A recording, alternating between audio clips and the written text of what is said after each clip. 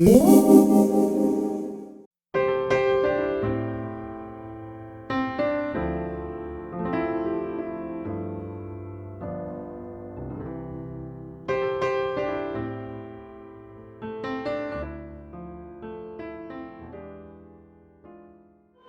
te quiero agradecer, y no quiero ser más pesado, pero Ana, te quiero agradecer el esfuerzo inmenso que has hecho con esto. Esto parece un librito de nada, pero como digo, cada frase está perfectamente pensada y perfectamente engranada con la siguiente, pero sobre todo, a mí lo que me gustaría otra vez es volver a leerlo a pedacitos, poquito a poquito, con ayuda.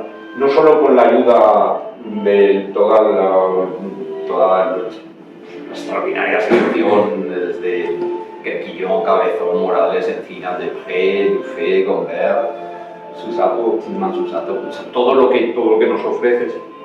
Tienes además al final un glosario que a mí me ha enseñado mucho y vuelvo a él de cuando en cuando. De hecho, le he hecho fotografías, con tu permiso, claro que sí. Es un problema quizá, como es uso personal, no atenta a los derechos de autor, pero le he hecho fotografía del glosario para poderlo continuar.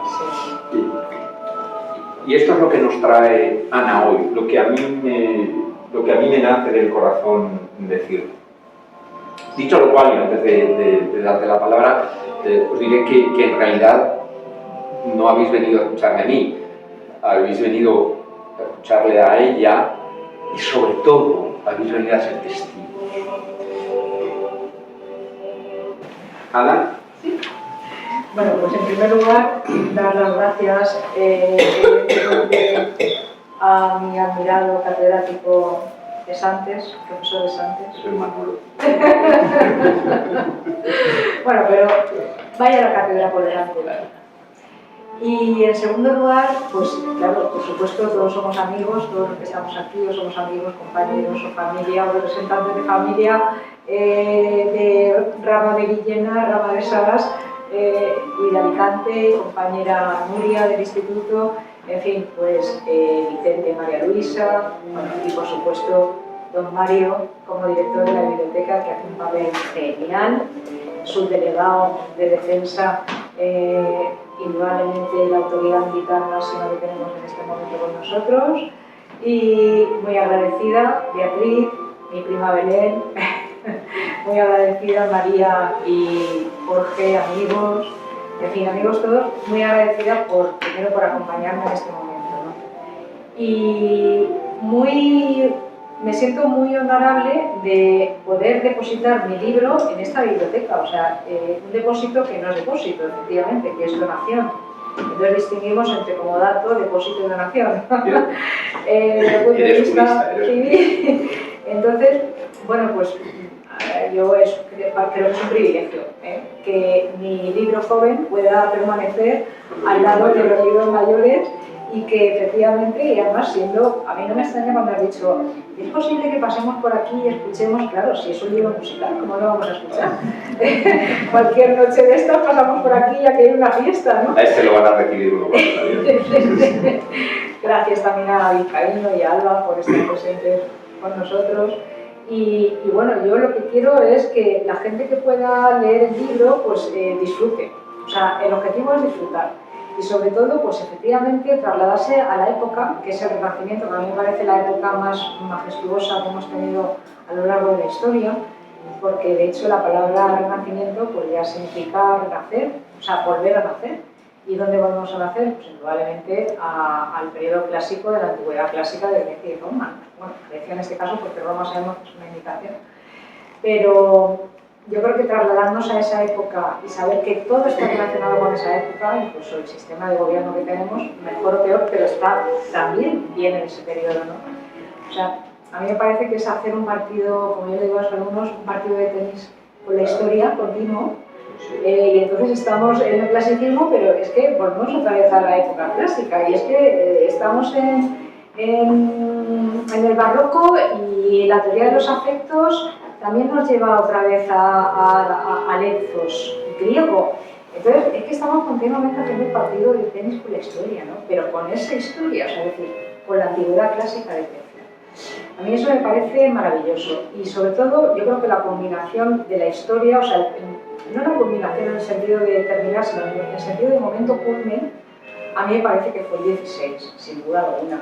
O sea, y a nivel de España, vamos, que duda cabe, ¿no? El siglo de oro de España y, por supuesto, el siglo de oro de la música española. Y, bueno, ya, si hablamos de la figura que nos ocupa, yo que soy una apasionada de nuestro Carlos, porque ya no solamente es a nivel político, a nivel musical, a nivel, o sea, a todo lo que implica la figura de Carlos, sino como persona. O sea, yo me he metido en la figura como persona, que Manuel también lo ha mencionado. O sea, yo creo que este hombre sufrió mucho, porque, a ver, es que se queda huérfano y es un rey extranjero. Y aquí en España estaba todo el mundo que venía un rey extranjero y cómo se iba a ingeniar, y entonces era todo, entonces, bueno, pues yo creo que con la realmente... corona de Castilla a punto de saltar en cualquier momento. Bueno, de hecho, por ejemplo, en el libro yo menciono que, a ver, un momento que estaba todo delicadísimo porque él tenía que marcharse para ser coronado, fue coronado 2 veces, y entonces, pues claro, necesitaban dinero. Lógico, ¿no? Y entonces, pues, dice, bueno, ¿y ahora cómo planteamos que hay que recoger dinero? Exactamente, para la coronación, o sea, pues tremendo. Y entonces, bueno, pues ingenian que quizá lo mejor era, primero estudiaron el espacio físico y decidieron no hacerlo en Castilla porque si ardía Troya, pues tenían que salir. Entonces, por eso pensaron que era mejor pues ir a Galicia y, por ejemplo, en el monasterio de Trasouto, que actualmente es un pazo de un amigo mío, precisamente, que lo menciono ahí, pues, o sea, era mejor pues trasladarse allí, porque si en un momento dado pasaba algo, ¿qué pasó? Pues, o sea, para salir por Galicia, que el subdelegado nos puede hablar bastante de esto también, y nada, pues así fue, pues así fue la situación. Él estuvo allí también, era un hombre también muy religioso, o sea, de gran sentido espiritual, ¿no? Y de introspección interior. Entonces, allí coincidió también con el periodo de Semana Santa, con lo cual pudo estar una semana intensa en ese pazo, que entonces era monasterio franciscano. Pero, bueno, pues que era, bueno, y luego pues el obispo de Badajoz, pues que también hizo allí, pues eso, y rey de reyes, que de hecho lo menciono, ¿no? En la dedicatoria del libro, pues hablo de ese momento, porque me parecía crucial. Hablar de las Cortes de Castilla, celebradas, o sea, las, vamos, llamadas Cortes de Castilla, pero celebradas en Santiago de Compostela, ¿no? En este caso. Y bueno, esto un poco desde el punto de vista histórico, pero luego ya desde el punto de vista musical, pues claro, qué duda cabe que desde luego toda la música más importante de esa época se desarrolla en su vida. Entonces, y además no solamente eso, sino que a imitación de la capilla real, ¿qué pasaba? Pues claro, todos los nobles querían tener sus capillas con los mejores músicos del momento. Entonces, o sea, no era una disputa a nivel de Borgoña, porque claro, Borgoña ya era lo más de lo más. Pero pillaba lejos. Exactamente, Borgoña era lo más de lo más. Había que hacer Borgoña, en Castilla, eso es. Pero sí, de alguna forma, pues bueno, hay una similitud, por decirlo de alguna forma, un paralelismo, mejor vamos a llamarlo así. Entonces, bueno, por ejemplo, no nos olvidemos, yo siempre pongo el ejemplo de la Casa de Alba, que, por ejemplo, el maestro de capilla, bueno, la figura del maestro de capilla sí que me parece muy importante mencionarla, porque, bueno, tenemos aquí también un musicólogo catedrático, tenemos al catedrático Vives, un erudito en materia musical, por lo tanto, si me va a perdonar si en algún momento dado digo algo que no está a la altura de las circunstancias, porque evidentemente después de tenerle a usted aquí, yo me siento, bueno, podemos luego tener una conversación aparte, pero sí que quiero comentar eso, que por ejemplo a mis alumnos se lo digo, vamos a ver, hay una obra que es un villancico, bueno, la palabra villancico no tiene nada que ver con el villancico de Navidad, sino que significa canto de las villas, canto de villanos, en esa época. Bueno, pues por ejemplo en Salamanca, que aquí tenemos también una representación de Salamanca, a Jorge y a María, Pues la Casa de Alba dice, vale, pues ¿quién tiene que ser mi maestro de capilla? Que es, digamos, la figura máxima musical que exige o la realeza o la nobleza. Pues indudablemente Juan de la Encina, faltaría más. Entonces Juan de la Encina es el maestro de capilla de la Casa Ducal de Alba, ¿no? Pero no solamente es que, vamos a ver, porque, y esto es invitación de Carlos. Carlos se implica, bueno, permitirme que le llame Carlos, como si fuera ya pues, de la familia, pero Carlos se implica tanto con la música, quiero decir que se permite el lujo. Bueno, primero trae a su capilla la Gran Chapelle, famosa, de músicos en materia vocal de Flandes, cuando viene a España, y aquí le falta su capilla de músicos instrumentistas. Entonces, él personalmente se dedica a escoger sus músicos. O sea, él dice, tú, ¿sois? ¿Vais a formar parte de mi capilla musical? Y entonces, por eso explico esto, porque a imitación de esto es cuando los nobles dicen, vale, pues entonces nosotros también. Entonces, pero por el tema de mecenas. Eso es. Pero por el tema de la implicación. Entonces, por ejemplo, hay un villancico de Juan de la Encina que se llama Hoy comamos y bebamos, es famoso, es conocido en polifonía, se ha cantado muchas veces. Y bueno, que significa, es un poco el alegato a Don Carnal, ¿no? O sea, antes de... Exactamente. Bueno, pues la letra es del Duque de Alba.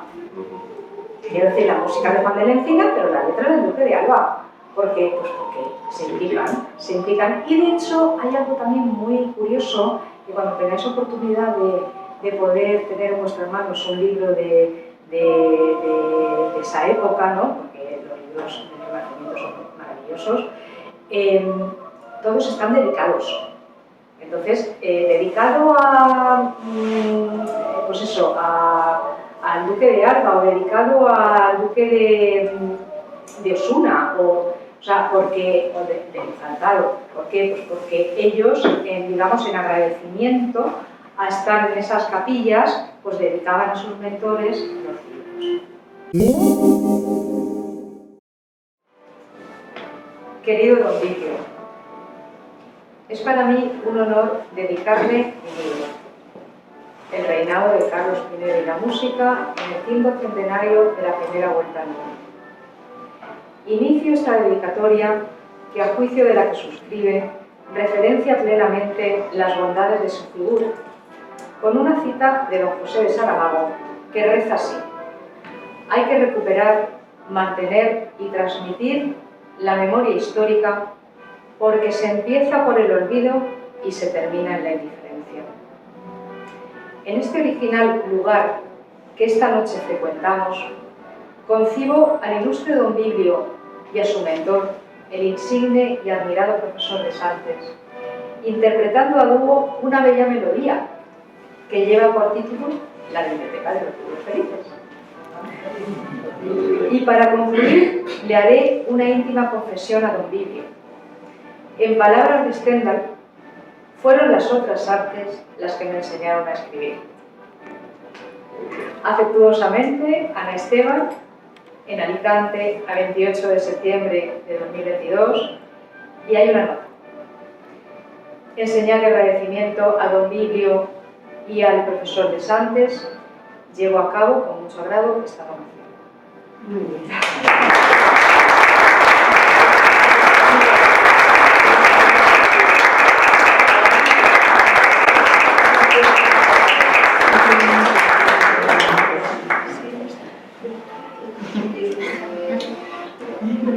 Yo no soy más que el ordenanza de don Biblio, pero testifico que don Biblio acepta.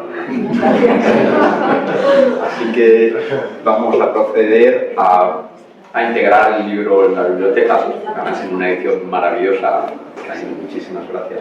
La manera de hacerlo, como os dije antes, es con dos padrinos, porque necesita ir bien acogido. Así que vamos a ponerle pan con el libro. Y si te parece bien, voy a presentarlo. El título es El reinado de Carlos I y de la música en el 5º centenario, del que hemos hablado poco, por cierto, pero bueno, es que de todo no se podía hablar. Felipe, su padre, era un tipo listo.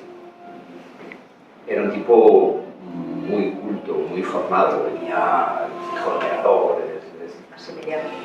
Y él entendió que tenía además un libro de horas maravilloso que tenemos aquí, el libro de horas de Felipe el Hermoso.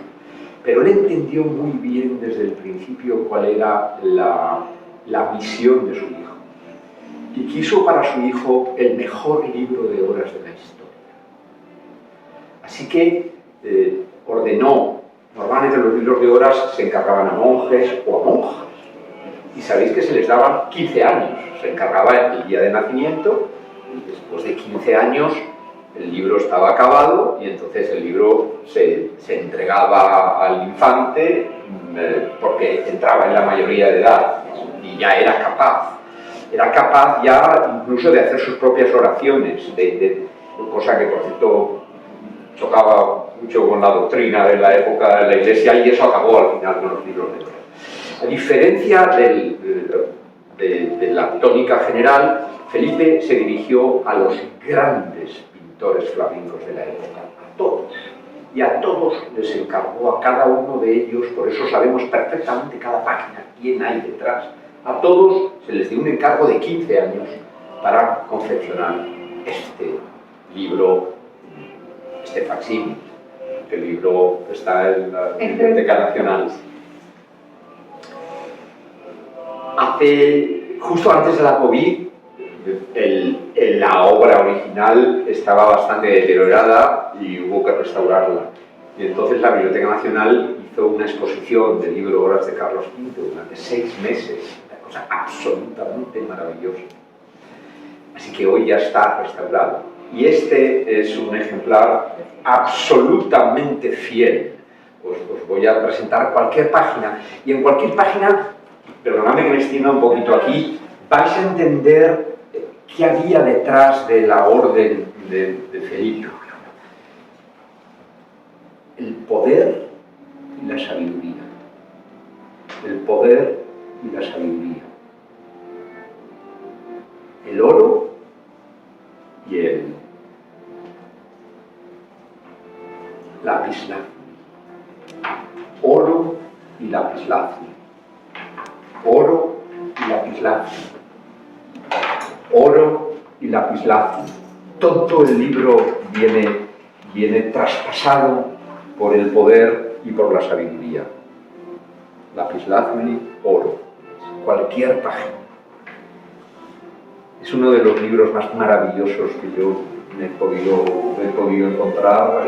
Lo tenemos aquí en una edición facsímil fantástica de muy poquitos ejemplares y nos enseña perfectamente, porque está perfectamente identificada cada página, quién es el autor de cada página, cómo se hizo, con la Biblioteca Nacional aquí, como veis. Y bueno, Ana ha pensado que merecía que el libro de horas de Carlos V fuera uno de los padrinos, ¿verdad? Así que... Pero fíjate, sí. Pasó una cosa, Manuel, que no sé si María te habrá contado, pero fue curiosísimo porque cuando yo vine a elegir a los padrinos, vamos, si aceptaban, y entonces digo, ya me fui directamente al libro de horas. Pero, o sea, yo cuando vi, digo, hombre, salvando las distancias, pero digo, fíjate que esto, vamos a ver, lo ha hecho, lógicamente lo ha hecho Vizcaíno, pero lo he diseñado yo, el diseño es de mi cabeza. Y entonces, digo, fíjate, pero si es que, o sea, es parecido, o sea, yo no me inspiré en este, pero sin embargo, la coincidencia, dice Mario comenta, no hay casualidad. Sí.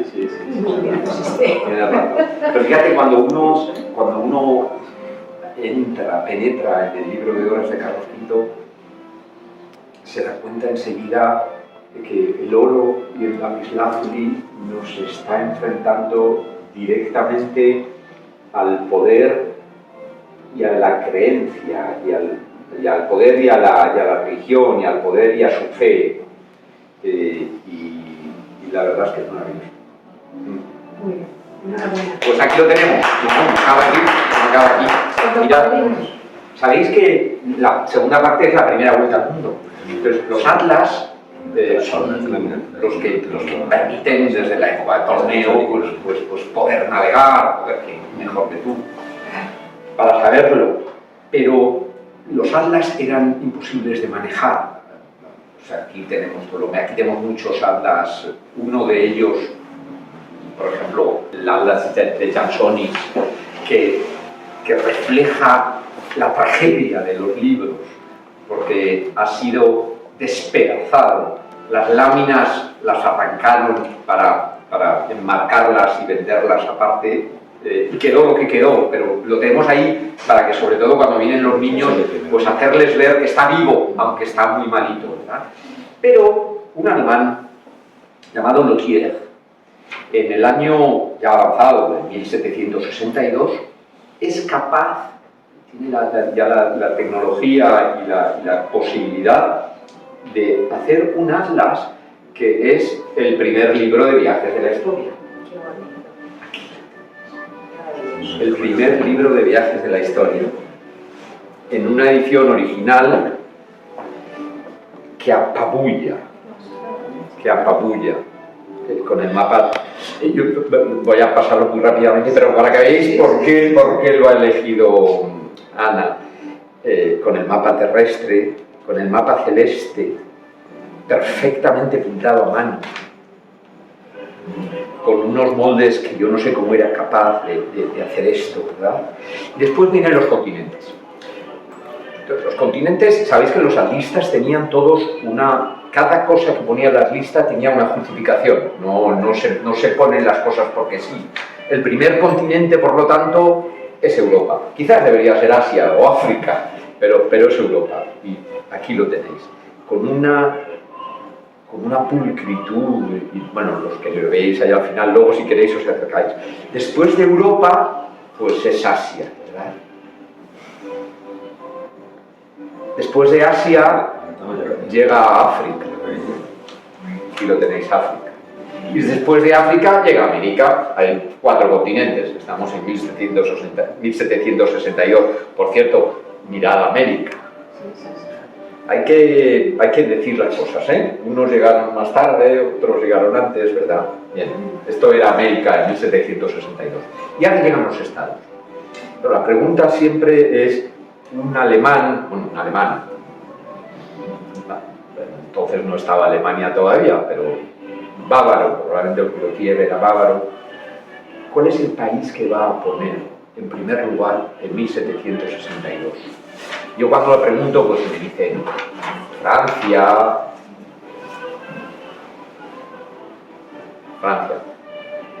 No es Francia. El primer país es España. El primer país es el imperio. En el imperio donde no se ponía el sol. Y esto hay que decirlo una y otra vez. Y esto es obra de este señor del que nos estamos acordando hoy con cariño, ¿verdad? Fijaos, después ya llega Francia, después ya llegarán los estados italianos, bastante más hacia atrás aparecerán estos. Acabamos de ver todos los pastos isabelinos, ¿verdad? Pues cada cosa en su sitio. Ojo. Que los españoles tenemos algo que decir todavía, como europeos y como ciudadanos del mundo. Así que este es el primer libro de viajes de la historia. Y esto cambia el mundo, porque esto no se lo llevó Magallanes, pero se lo llevan ya en el siglo XVIII y te permite viajar. Así que aquí en la Biblioteca de los Libros Felices tenemos el primer libro de viajes de la historia, donde la obra de Carlos I de España, V de Alemania, queda perfectamente reflejada, porque como veis, un alemán pone España como el primer país. Es verdad que España en aquella época ya estaba como estaba, pero España sigue siendo un imperio. Así que esta es la razón, si lo he explicado bien, por la que tienes a estos dos padrinos. Y ahora vamos tú y yo en procesión, cuidado al bajar, por ello. Yo llevo a un vídeo. ¿Y ahora? Ya la llevamos también. Gracias. Nada, no vamos a llevar la Ahora, que es son las luces, es la ilustración. Choni, me traes a uno. Me parece bien eso, nosotros. Y todos vosotros sois testigos. La forma de hacerlo es muy sencilla. Por cierto, aquí acompañándoles, pues está Plutarco, está Virgilio, está Petrarca. No está bien. ¿Te parece bien? ¿Te parece bien? Pues el rinconcito, pues tuyo es. Los libros no nos caben, habrá aquí, pero la forma de hacerlo es sencilla. Lo ponemos cerca de Petrarca y Plutarco nos ayuda. Y ahora queda durante 2 semanas aquí. Se va macerando, se va enterando de lo que va en Pelme y dentro de 2 semanas les preguntamos a todos ellos si está bien, si es feliz, si se ha integrado bien, te lo contaremos y ya lo ponemos en el sitio de los libros nuevos, donde tantos y tantos y tantos amigos, escritores alicantinos nos han dejado su trocito de corazón. Así que muchísimas gracias. Ana. Gracias, Toñín. Gracias. Bienvenida. Y algún día, tú como nosotros, pues afortunadamente, pues, los seres humanos tenemos la manía de morirnos, algún día. O sea que algún día ya no estarás aquí. Ya. Pero a partir de hoy, Mi obra quedará. eres inmortal. Has ganado la eternidad. Gracias. Porque tú no estarás, pero estos estarán aquí centenares y centenares y centenares de años.